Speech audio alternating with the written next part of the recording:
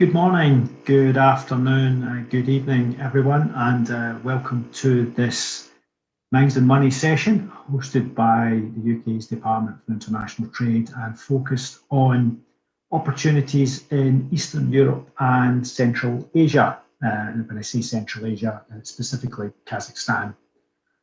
Very few words of welcome from me. I am DIT's mining sector lead and I'm based in the UK, but I'm being joined by colleagues from across Central Europe and from Kazakhstan. So we have Tim Wisere from Sofia, Linka Klaskova from Prague, Juju Nemedi from Budapest, Olga Protasova from Nur-Sultan, Asel Zambulatova from Nur-Sultan, and Roslund, our mining specialist, also from the UK. We have three speakers for this session, and without further ado, I would like to kick off with Keith Coughlin, who's the MD for European Metals Holding in the Czech Republic. So thank you, and over to you, Keith, please. Thank you very much, Mark. Good to be here. Thank you for organising. Hello to everyone. I'm going to talk to you today about Synovets, which is our lithium project, as Mark mentioned, in the Czech Republic. It is the largest lithium project, the largest hard rock lithium project in the EU by some considerable margin. I'll just bring up my presentation now and share that with you.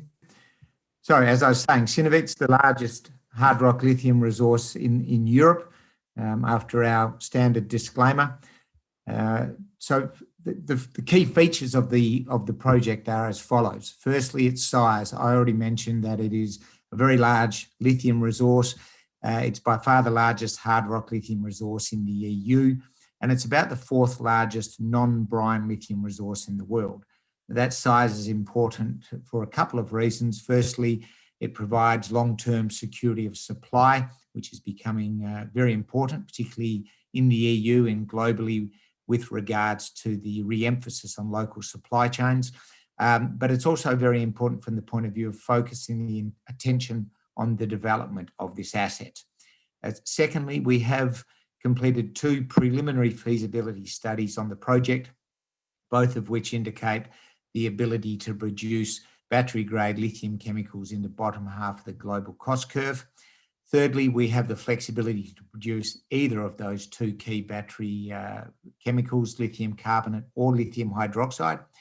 The location, I'll show you a map shortly, but we are in the Czech Republic on the border with Germany, surrounded by car manufacturers, battery manufacturers, etc.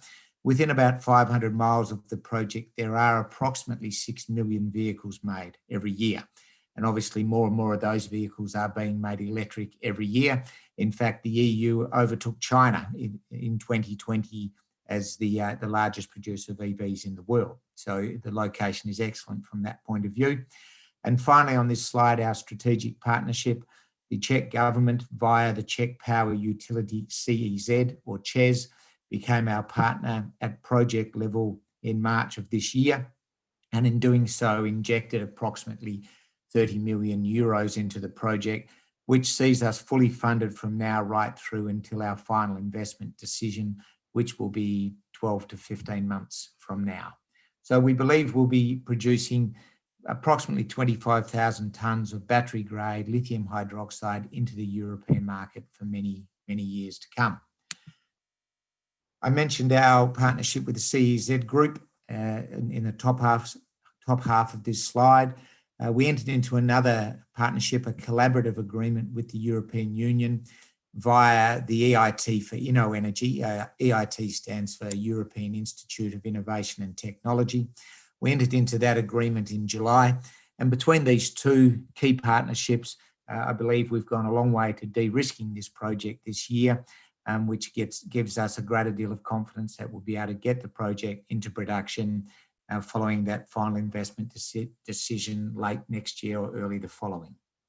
I mentioned the map earlier, as you can see, surrounded by names that are really very well known, household names in the automotive industry, the battery industry, cathode makers, etc. To give you some idea of scale, the new Tesla gigafactory that's being built there outside Berlin, the big red rectangle at the top of this slide, is about 125 miles away.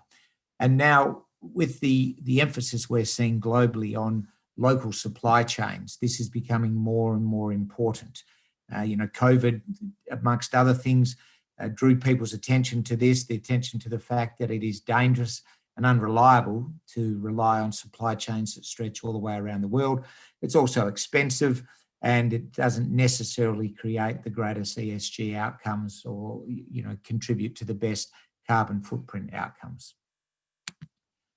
The size of the resource I have mentioned a couple of times, but if you added all of the hard rock lithium resources in the EU together, this project accounts for over 65% of the total. So as I say, it's very important, and it's important to the EU's plans to become as self-sufficient in the production of lithium as is possible. The EU has a stated goal to be 80% lithium self-sufficient by 2025. It's going to be a push to hit that target, to be frank, but we really need to develop all of the economic lithium resources in the EU to get anywhere near that target. Just one slide on the deposit itself to give you an idea of scale. This is looking to the east. It's about 2 kilometres from north to south on this slide, and it's about 1.5 kilometres east to west. That's the German border on the far left of this slide. What's interesting is to note the selected drill intercepts in the bottom half of the slide, and to see that there are numerous intercepts we have that have continuous lithium mineralisation well over 200, 250, even 350 metres.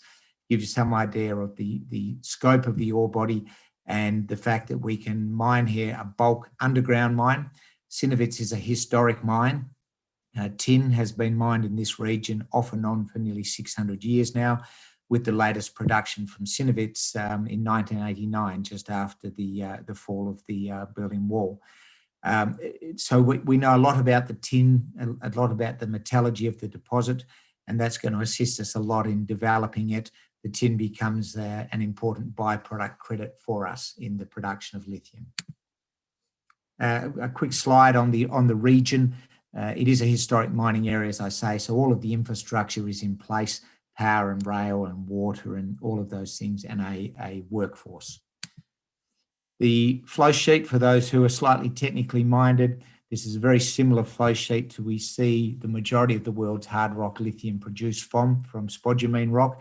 There are a couple of advantages with this process which help us a lot with regards to our green credentials, our carbon footprint. Initially, to begin with, it's a single stage medium temperature roast versus spodumene, which is a 2-stage roast, higher temperature, therefore greater energy consumption. We also don't need to use acid, which is the key reagent in most spodumene processes. Our reagents are benign, easily attained and cheap. And so all of this goes towards the ESG credentials of the project, which are very important. I mentioned we completed 2 preliminary feasibility studies. The most recent is demonstrated here. So this was completed last year. It demonstrated a net present value of the project after tax of about $1.1 billion, with an internal rate of return also after tax of almost 29%. So very compelling economics. And with the addition of our tin credits, we can produce battery-grade lithium hydroxide for under $3,500 a tonne. As I say, that puts us very much in the bottom half of the global cost curve. Something else that's important to note from this slide, this was modelled on a 21-year mine life. In regards to that mine life, we would only deplete about 10% of the known ore body. So Cinovets can be a producer for many, many years, or with the right strategic partnerships and funding, we could go to a phase 2 and produce more product than that initial 25,000 tonnes. And clearly the demand in Europe for more product is evident. This is what we'll be doing over the next 12 months to develop the project.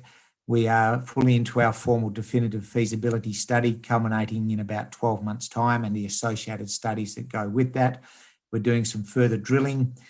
We have no negative effect from COVID on site currently. We're drilling and operating as normal. That drilling is to bring a larger part of our resource into the measured category, which gives a greater level of confidence to the financiers when we make that final investment decision. The team, I won't read you out the names of all of us, but this is our European metals team. We have an overlap with our in-country team that is partially our colleagues at Czech and partially our own people, but we're putting together a significant team encompassing some expertise from here in Australia, also our banking and finance expertise from our London part of the business, and obviously our in-country expertise through Czech and its colleagues. So in summary, a very large lithium resource right in the heart of Europe, very close to a number of substantial potential end users coming into development at exactly the right time. We're getting a tremendous amount of support from the EU and from most EU member states, support for the lithium industry, support for an electric vehicle future, and the development of a European battery industry as well. And that support is in the form of funding, but also in the form of policy, things like the rolling out of infrastructure, charging stations and what have you, and subsidies that are helping to encourage consumers to purchase electric vehicles. So we've got a very interesting project at a very interesting time, and looking forward very much to the development of this project in the future. Thank you for your time. Good morning and good afternoon, everyone. My name is Ákos Gross. I'm working for the Ministry for Innovation and Technology in Hungary. We are responsible for mining activity in Hungary. I'm responsible for energy, means natural gas, nuclear power, and mining department. Mining covers all precious metal, hydrocarbons, and geothermal energy, and obviously stones and sands and such kind of resources. On my right, you can't see this Zsuzsa Hargitainen Molnár, who holds a PhD in geology. First of all, we have an operating concession system for hydrocarbons and geothermal energy. It goes back to 2013. We had 7 succession bid rounds, on which we provided 39 concession agreements, of which 35 were hydrocarbons. You can see a map on Hungary, and the different colors shows that 4 different companies have been successful in the area. Just as a brief background, MOL is a Hungarian incumbent, but all the rest, Vermilion, ONGD, and Horizon Group have a background, private equity from London-based private equity houses, United States and Canada-based companies. So it's quite Anglo-Saxon knowledge and know-how transfer have been visible in the Hungarian industry. 8 bid round is suspended due to the COVID crisis and due to the market. Both the oil and the gas prices were low in the middle of the year, so that's why. But we can rerun if and when the market recovers and the COVID pandemic is over. You can see the Hungarian on the left, the natural gas production in Hungary. The concession was quite successful. I can see we stopped the natural declination of the reservoir good 4 or 5 years ago, and now we reached 2 billion cubic meters natural gas production a year. Is 70 billion scf a year, which you can say is not so sizable. On the other hand, it's the middle of Europe, so you can reach European prices in a relatively low unit cost and quite favorable tax environment. On the left, you can see the oil production in 1,000 tons. It was a significant, I would say, internationally visible discovery in Hungary, made by Horizon, which has American background, and some local players are also involved. They produce 6,000 barrels per day, but the plateau they could reach 12 to 15,000 barrels per day. It means 12 to 15% of the Hungarian consumption. So as I said, we are middle of Europe. Markets are here. People are friendly, love the miners. Taxes, royalty system is quite favorable. Corporate income taxes, for instance, is 9%. And obviously, you can repatriate your profit or reinvest if and when you want.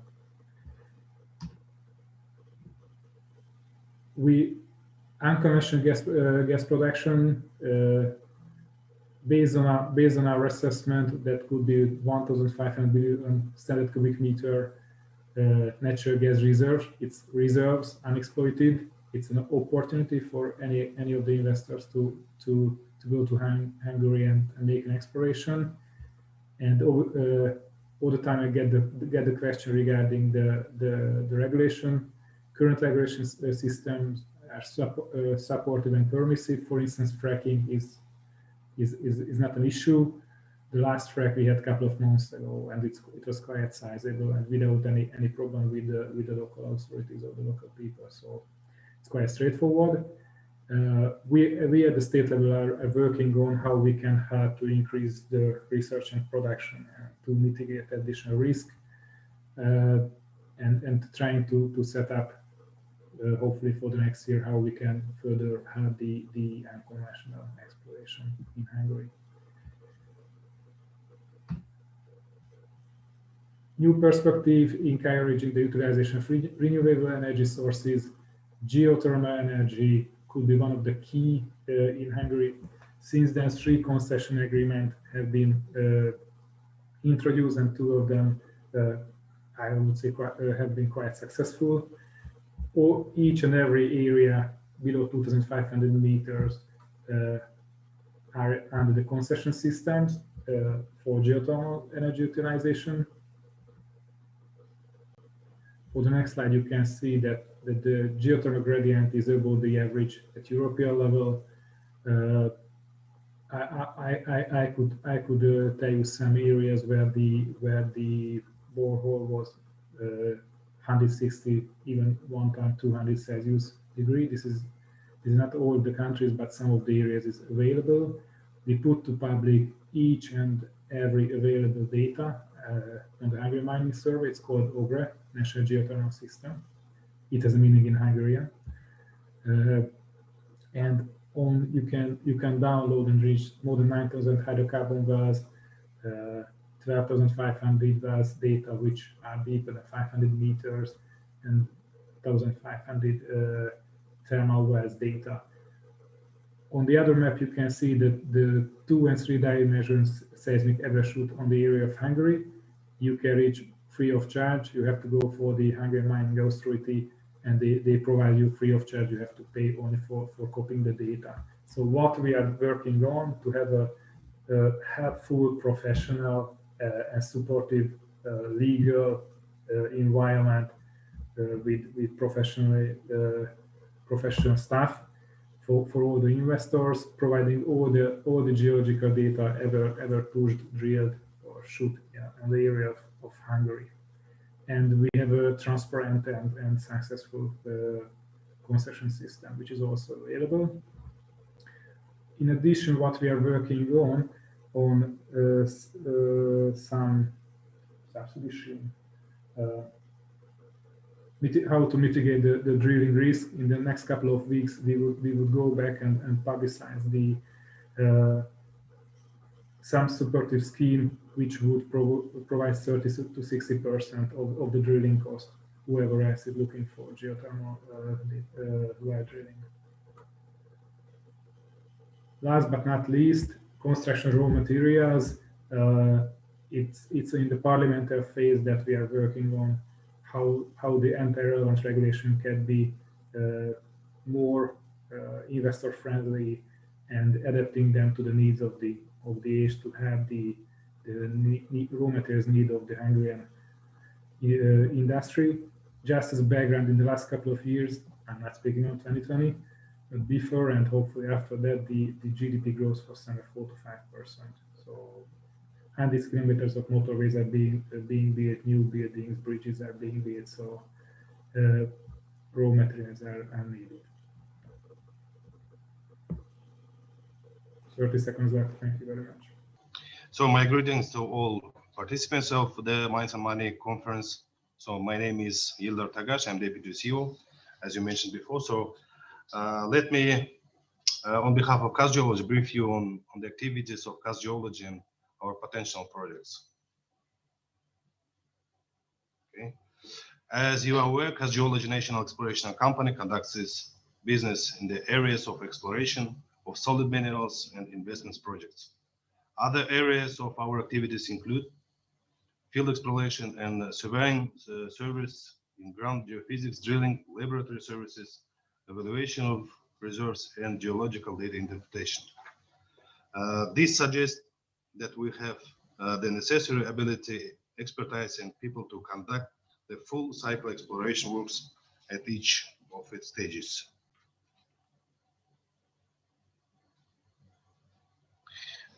On the most important areas of our work is attracting investors into exploration. At this point, we can already talk about our results and accomplishment in this area.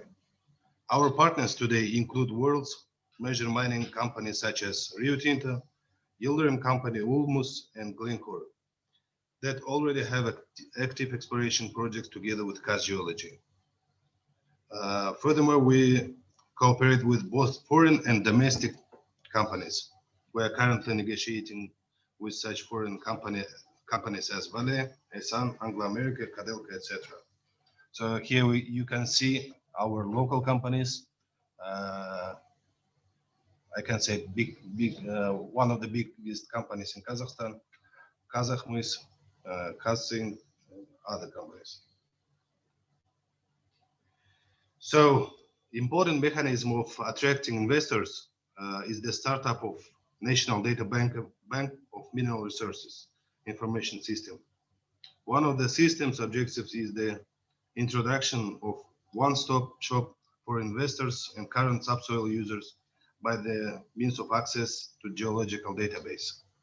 As a result, services on granting minerals licenses, provision of necessary reporting and geological data, online monitoring of subsoil users will be fully automated online through the system. It will be ready in July next year.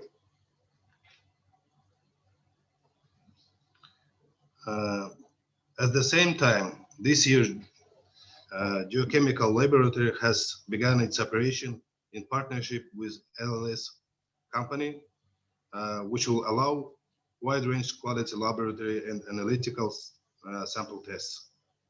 The laboratory is equipped with modern equipment of the world manufacturers with possibility of sampling up to 600,000 samples per year.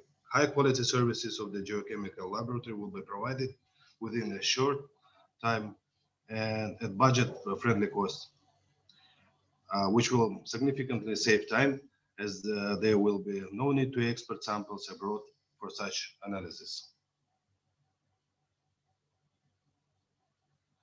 Nowadays, Kazakhstan's government agencies responsible for geology have some plans to develop the underexplored oil and gas sedimentary basins of the Republic of Kazakhstan. 5 sedimentary basins of total area of more than 600 square kilometers that are currently being prepared as suggestion for new investment opportunities.